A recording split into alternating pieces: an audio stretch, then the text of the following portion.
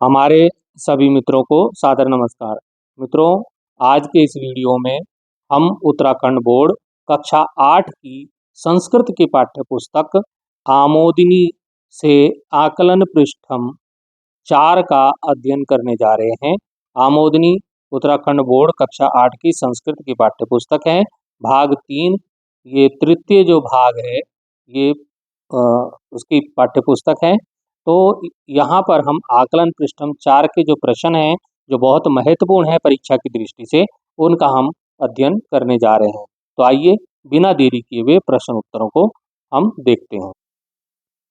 पहला प्रश्न है अर्थम लिखत। हमारे पास कुछ संस्कृत के शब्द दिए हुए हैं, उनके अर्थ हिंदी में लिखना है। जैसे कि महाजनस्य, महाजनस्य बड़े लोगों को बोलते हैं, बड़े लोगों के, महाजनस्य मतलब बड़े लोगों के।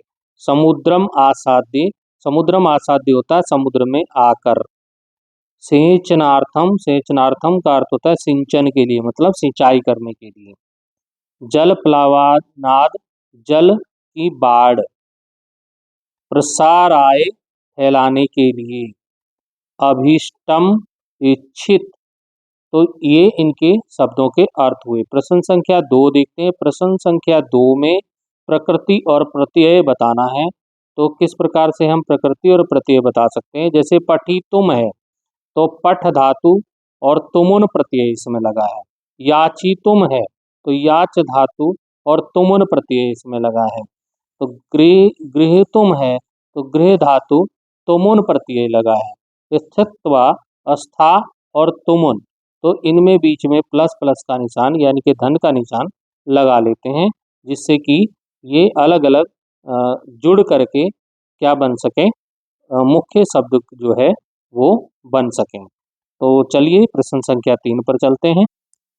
प्रश्न संख्या 3 जो है वो है एक पदेन उत्तरत, एक शब्द में उत्तर देना है। क खगा मानी अस्ति, कौन सा जो खग है, पक्षी है, वो स्वाभिमानी है, तो वो चातक पक्षी है, तो इसका उत्तर हो जाएगा चातक।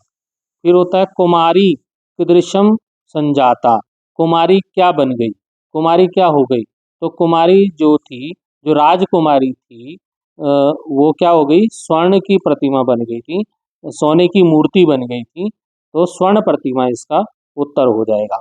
एक कैन बिंदुना का पूर्यते, एक एक बिंदु बूंद से क्या भर जाता है, घड़ा भर जाता है, तो घटा इसका उत्तर हो जाएगा घट, घटः मतलब घड़ा। सूर्य कस्य महास्रोता अस्ति, सूर्य किसका महास्रोत है, ऊर्जा का महास्रोत है, तो इसका उत्तर हो जाएगा ऊर्जाया। तो चलते हैं अगले प्रश्न। प्रश्न संख्या 4 क्या कहता है, देखिए प्रश्न संख्या 4 कहता है हिंदी भाषायाम अनुवाद कुरुत, मतलब हिंदी भाषा में अनुवाद करना है। गुणा गुणगेशु गुणा भवंती, गुण जो है गुणियों में होकर के गुण बन जाते हैं, तो ये गुणियों में गुण प्रवेश करने पर गुण हो जाते हैं, ये इसका अर्थ हो जाएगा। अब आता है आहार व्यवहारे च त्यक्त लज्जा सुखी भवेत, इसका क्या अर्थ हो जाएगा, इसका अर्थ हो जाएगा आहार व्यवहार में लज्जा त्यागने वाला मनुष्य सुखी होता है।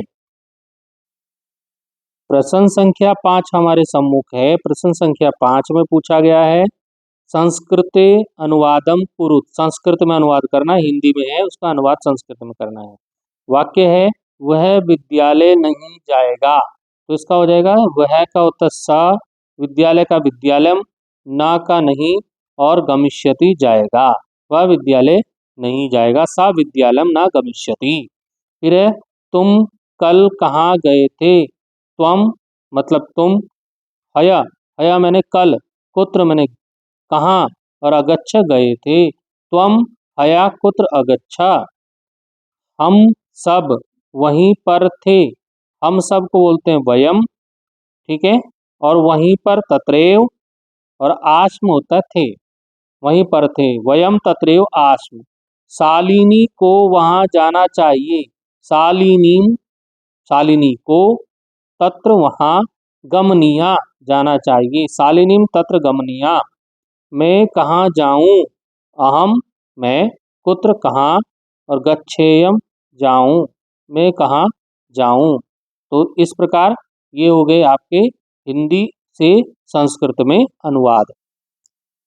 तो मित्रों, इस प्रकार हमने कक्षा 8 संस्कृत की पाठ्य पुस्तक आमोदिनी के आकलन पृष्ठम 4 का यहाँ पर अध्ययन किया।